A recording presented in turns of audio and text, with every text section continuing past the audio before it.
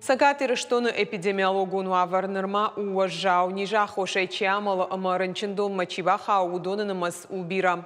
Специалистов анышанко той адамыл ниш арахдар хасын аматыңдар тыққанын кайрайдыт дауи.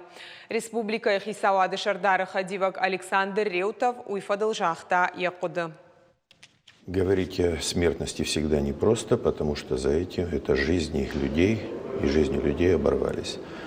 Что такое мы в числе 23 регионов? Понятно, что ситуация во всех регионах развивается по-разному. Однозначно говорю, это не значит, что у нас плохие врачи, это не значит, что у нас нет лекарств, нет мест, нет кислорода.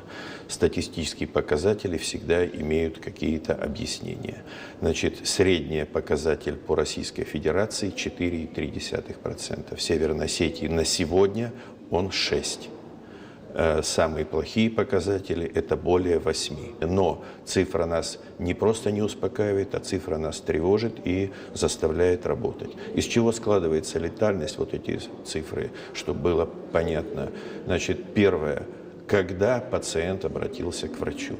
Второе – насколько качественно поликлиника отработала с ним, назначила ли необходимые препараты именно противовирусные, взяла ли необходимые анализы, насколько качественно поликлиника сориентировала пациента в необходимость госпитализации. Что мы видим сейчас, это, я не говорю даже о прививках, заболеваемость в Осетии очень высокая, но сейчас в республиканскую клиническую больницу обращаются люди в тяжелом или среднем тяжелом состоянии. Естественно, лечить таких больных крайне тяжело.